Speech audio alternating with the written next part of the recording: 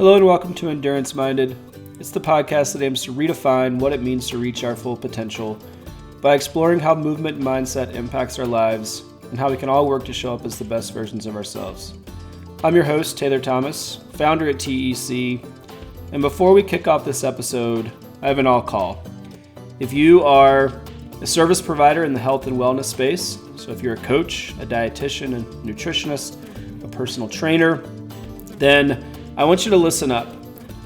TEC has an accelerator program, and we are inviting individuals in the health and wellness space that are ready to make the impact that they want to make, and we're here to help you do exactly that. So if you're someone who is struggling to make your business a full-time career, if you're not sure how to get started in this space, you'd like to be a coach, a dietitian, a nutritionist, you want to grow your business, but you're unsure how to do it, you don't have the tools, the network, the resources to make this happen, then I want to invite you to apply for the TEC Accelerator Program.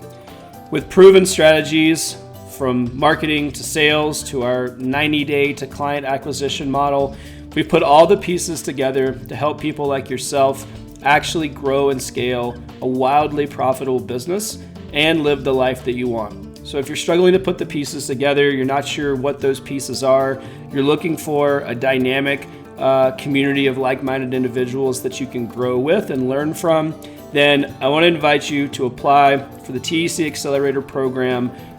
This is something that I am massively passionate about. It's something I believe in, and I want to take what I've learned and help others build businesses that they're proud of. I want you to be confident as an entrepreneur, as a business owner. I want you to be able to live a life that you're excited about, doing something that you're passionate about. So if this sounds like you, if you feel like we can support you in any way, then please apply. We'll provide all the details in the show notes.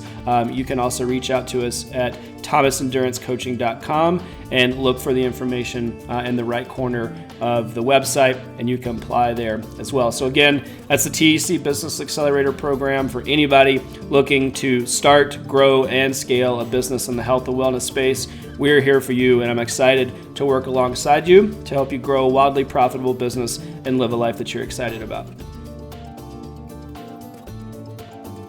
I want to share some lessons with you that I've learned from a really dynamic season. So starting in about late May of this year, 2024, I embarked on what's really the most dynamic and busiest time of my career.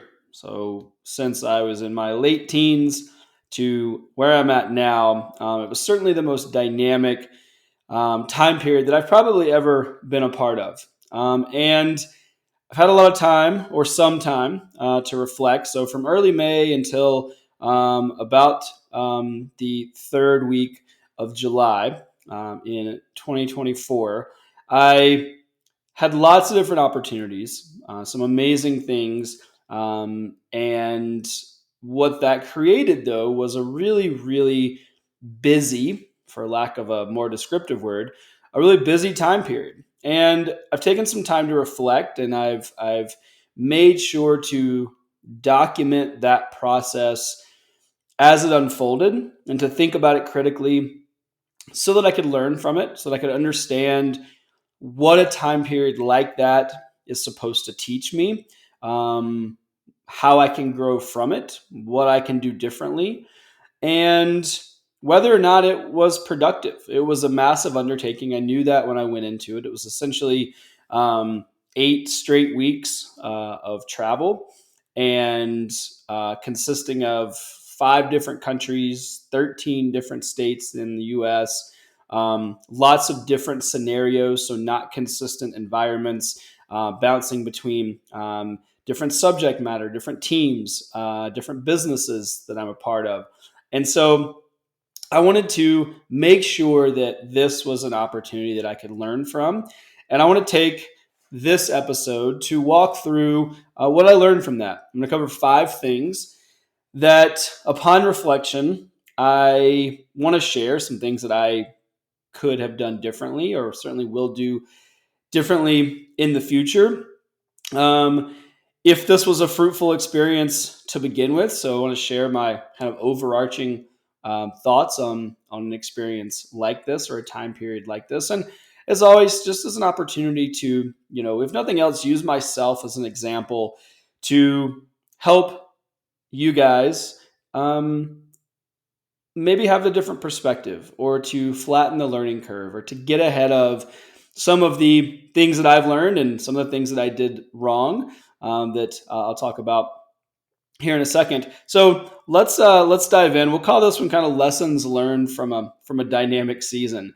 And first and foremost, I'm not sure. I don't know if I would do it again. When I went into this time period, I could see my schedule unfolding. I could see how it was going to play out.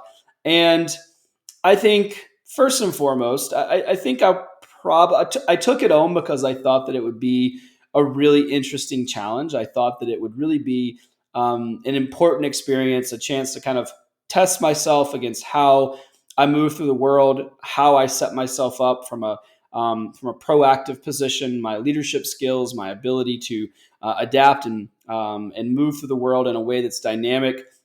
And so I knew what I was getting myself into. I want to make that clear. This was not something that fell into my lap or that I was forced into. I knew that I was getting myself into this, and I think upon reflection, I'm not sure that I would do it again. I'm not sure that I would stack myself quite so busy. I think that I would certainly create a bit more space, and I'll go into why that's the case. But just as an overarching perspective, that's me. That doesn't necessarily apply to anyone else. But we've talked about a lot on this show, proactive versus reactive, and I do think when you have the opportunity to be proactive as it pertains to creating any amount of space in your schedule, in your life, creating some downtime, positioning yourself to move more fluidly through your days, I think that is a good thing to do. And that was really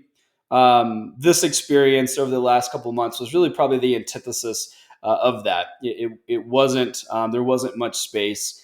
And again, while I learned a lot and I don't regret it, I think that generally for me, working to have time with, for deep thought and time to really lean into relationships and be more proactive in how I move through my day and where I invest my time versus really being pushed and stretched to the limit works for me.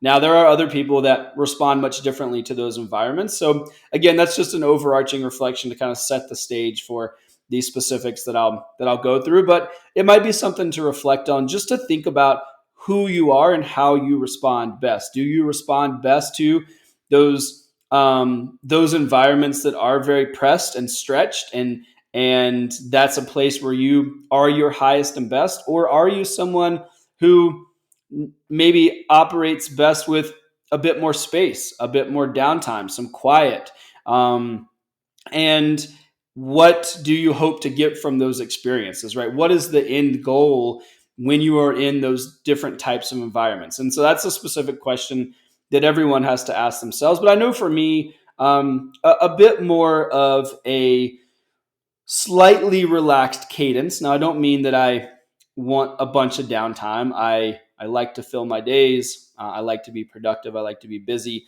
But I think a little less reactivity and a bit more space is best for me. And you might ask yourself the same question and just work to set yourself up around those general parameters. So let's start with the first one. So these are 5 lessons learned from what's probably the most dynamic season of my life, certainly my working life. First is to double down on your best yes. So what is your best yes?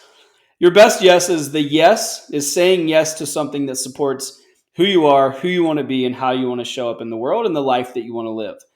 And as a reminder, the way that I think about your best yes is that when you say yes to the wrong thing, you're saying no to the right thing, right? So when we create space for something that's not in alignment we're removing that space, we're removing that opportunity for something that is in alignment, because we only have a fixed amount of time, we have a fixed amount of energy.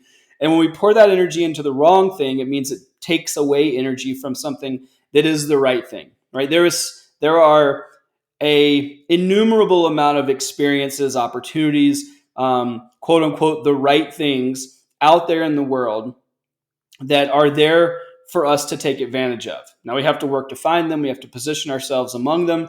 But when we create space and when we give energy to the wrong thing, we've now taken away from the opportunity for the right thing. So doubling down on your best yes. And the reason that I say that is I made some mistakes in this area over the last couple of months. I wasn't always in alignment with my best yes. I made some decisions. I said yes because of different motivators, different things that I felt like might be worth my time, or might be, if I just massage the details correctly, if I just worked a little harder, if I leaned in a little more, I could make it my best yes, and I can make it be in alignment. But the fact of the matter is that there were some instances where it was a no out of the gate, and I forced it.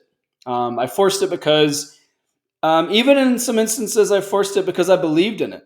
I forced it because on paper there was alignment, but if I'm really being honest with myself, I knew in the moment that it wasn't my best yes, but I forced it because of other motivators. And so I really want you to think about, and again, the more dynamic the time period, the busier we get, the more important your best yes becomes. And so what is that best yes? What that is again, it's an alignment with who you really want to be in the world and how you really want to show up. Who do you want to spend your time with? How do you want to show up? What's the work that you want to do? What's the impact that you want to make? What are the conversations you want to be having? How do you want to, when you lay your head down at night and you go to sleep and you recount the day, how have you spent that time? Is it something that you're excited about? Have you said yes to the right thing? Have you poured into things that are meaningful to you? So as much as we can control that, think about your best yes. And again, that's from me recognizing now that I didn't do that as well as I could have. And it is harder in the moment to recognize what that yes is or what it's supposed to be. So get really clear on it now, before you get really busy, before those opportunities are presented, before you have a lot on your plate. What is it? Map that out. What's your best yes look like? Who do you want to be? How do you want to show up? Who do you want to surround yourself with? What supports your kind of greater mission and vision, your core values, your non-negotiables? A lot of that we've talked about on this show. So what is that? And make sure to really double down. The busier you get, the more important that becomes, because when you're pouring energy into the wrong thing, the right thing passes you by, and you might not ever get a chance to revisit it. We don't know what those things are. And so it's important to always be aligned with the best yes. Next is not to try too hard to force an outcome or to get too attached to a particular expectation. So when it was before I embarked on all this travel and all these different things, I outlined what my goals and expectations were for the time as a whole, and then each individual component of that, client-facing, different endeavors, different things, all the moving parts. And there were several different pieces going on. Again, this was not a cohesive experience where I was focused on one thing for that entire period of time. There were lots of moving parts. And so I worked to get really clear on what my goals were for that time period, and what my expectations were for myself, for others, what I wanted to get out of it.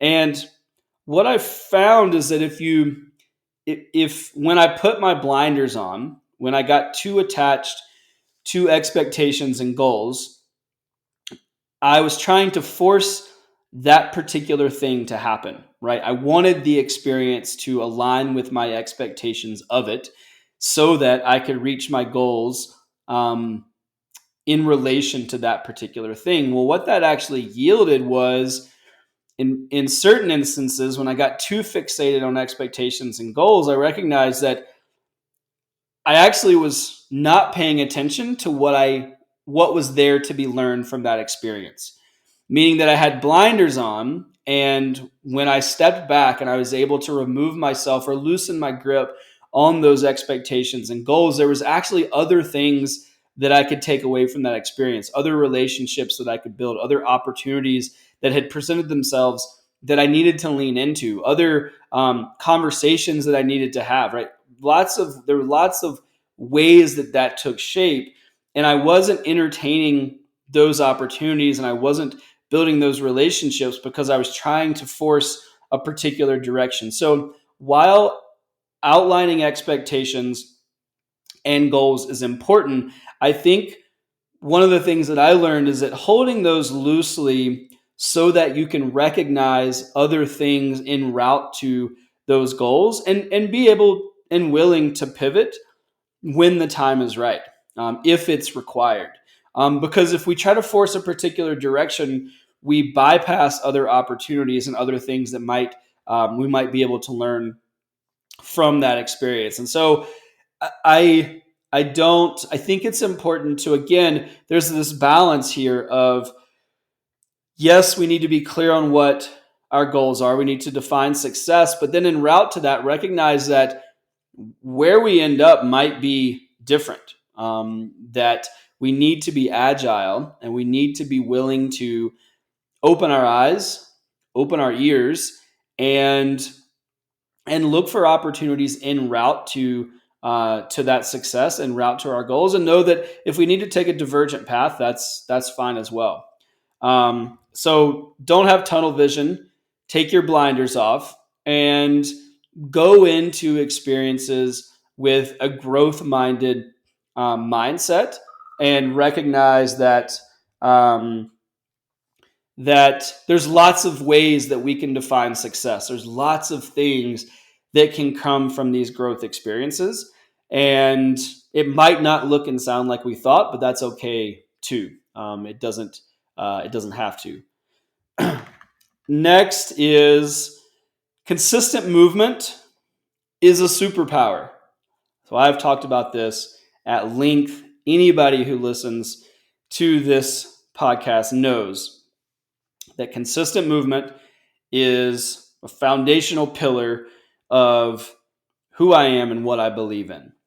And that really got tested when things got busier, when I wasn't in the same place, when the days were long, when access wasn't as consistent, when the list goes on. There were all kinds of things that were in my way, so to speak, from practicing what I preach.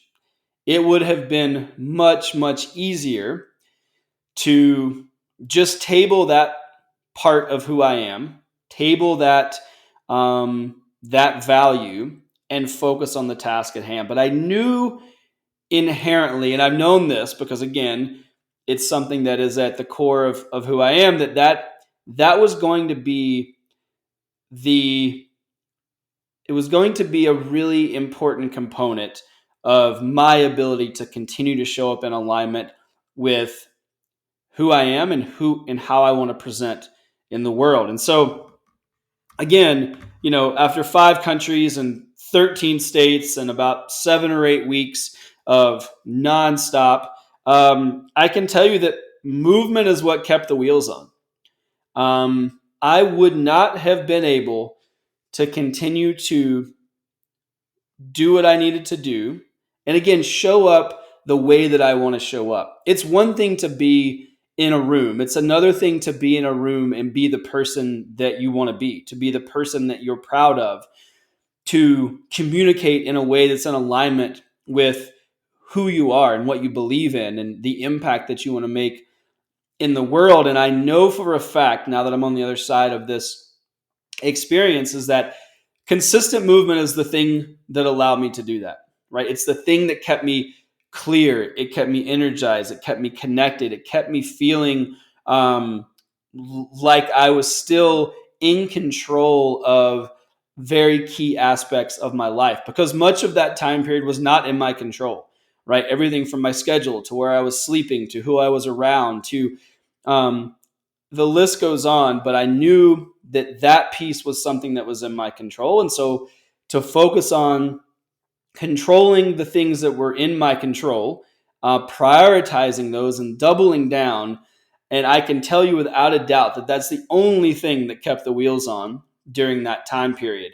And to that end, what I also learned is that relaxing our expectations and adjusting what success looks like when it comes to consistent movement. So in my quote unquote normal life, when I'm not in multiple different countries and multiple different states over a handful of weeks, I am I have a pretty dialed in routine when it comes to exercise, when it comes to sleep, nutrition, time with my family, and that's something that I fight for. It's something that I value, and it's something I work very, very hard to keep consistent because it's something that I believe in, and I know that it is pivotal and critical to who I want to be in the world. However, when I take those things away,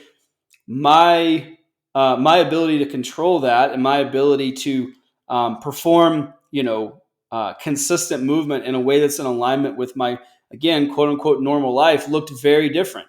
I.e., I didn't have the same gym. I couldn't do the same workouts. I didn't have access to, places that I could trust to go run or ride my bike or swim or strength train or whatever it is. And so I needed to redefine what success looked like. I knew that in order for me to be satisfied with the work that I was putting in, I had to recognize that consistent movement was the core value, right? It wasn't a specific workout. It wasn't 4 strength training sessions a week. It wasn't 3 runs. It wasn't, right, all the ways that I would typically categorize what a successful time period looks like from a physical perspective. That had to shift because it wasn't realistic that was going to be how that time played out. So literally, I was like, okay, let's just focus on movement and let's focus on making that a priority every day. And so it looked like this. It looked like doing 100 air squats on in a gas station parking lot, beside the road. It looked like doing mobility in an airport in Germany. It looked like, doing push-ups in a few different varieties in my hotel room before I went to sleep for 2 minutes. And so the movement became the priority, not the actual prescription.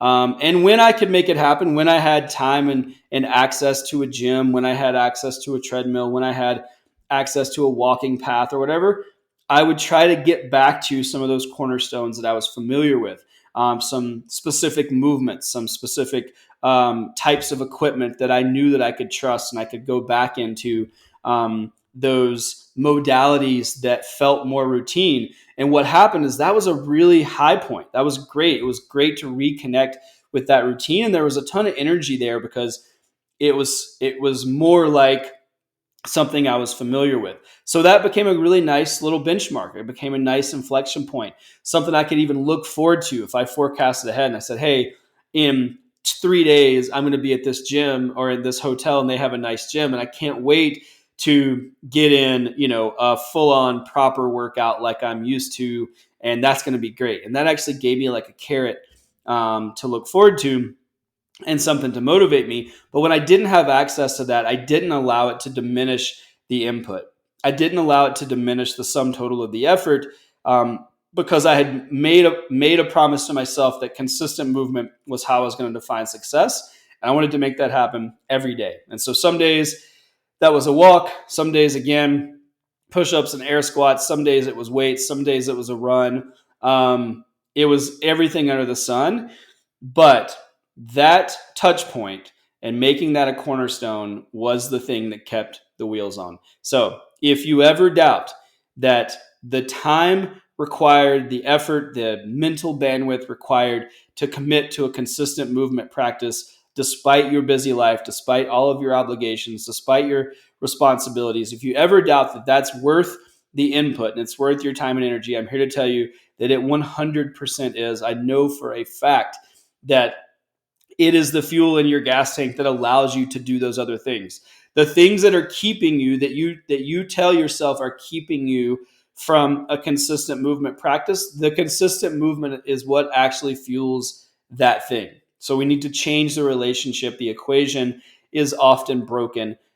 Those things that are keeping you from that, it actually is it's the thing that needs it the most, right? Your other responsibilities, the other places you're putting your energy, are what require you to pour back into yourself from a consistent movement practice perspective. So I've talked a lot about that. I've been in lots of scenarios where that's been tested, but this certainly was the most dynamic, and it's further strengthened my resolve to make sure that that is something that I will always fight for and will always make a priority.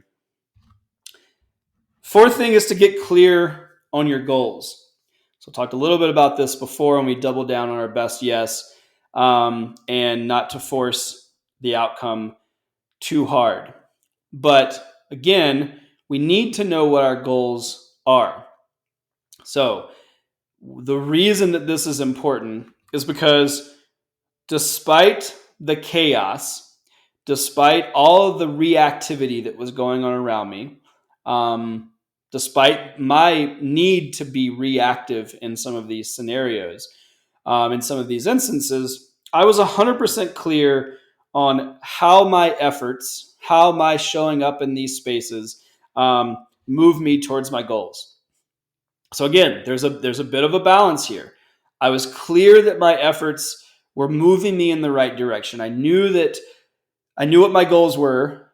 I knew how in those moments my effort was moving me in the direction of those goals. But I also recognized that keeping a loose grip on them and being open to new possibilities, being open to pivoting my expectations and goals, realigning those on the fly, was something that's important. But I think it would have been really, really easy. And certainly there were times that I felt like this. Again, this is upon reflection that I'm documenting these things. So I want to be very honest. I did not nail it.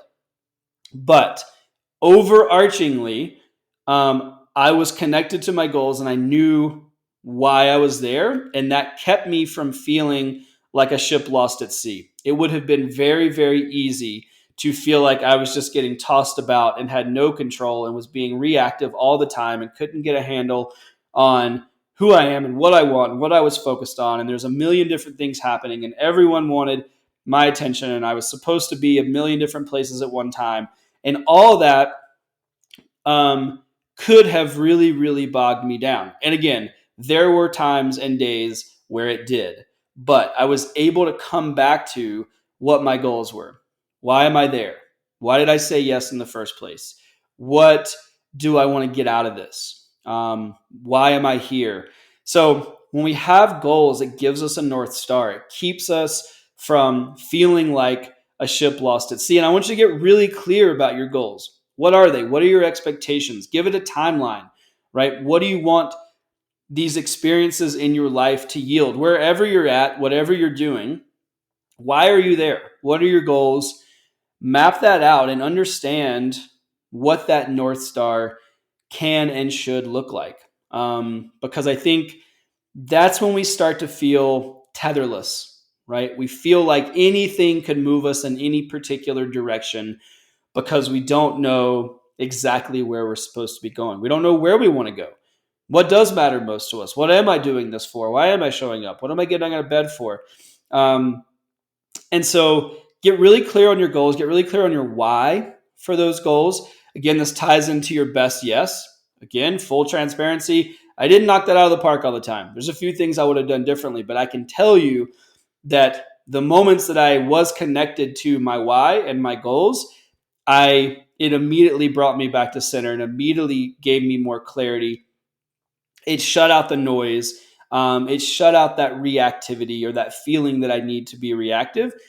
And it helped me control and focus on the things that I needed to focus on, and prioritize the most important things in that particular time period, that particular moment. And that gave me it was a dramatic shift in energy in how I felt like I was moving through that experience. So I think getting clear on your goals and using that as a North Star is something that is really, really valuable. And last is to take time to reflect.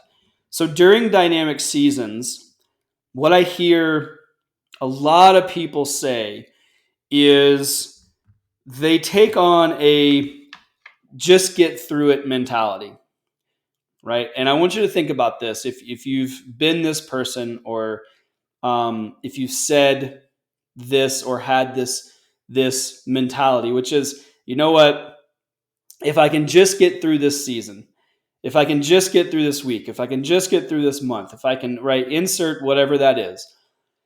And I get that. And I'm saying that again because I caught myself having that mindset when things got hard. And what that tells us, how I internalize that, is that when I had that mentality, when I found myself using language that was, okay, if I just put my head down, I just get through it, it shut down any opportunity for growth, right? I put my blinders on. I got tunnel vision. I just put my head down, and it closed off what that experience could teach me.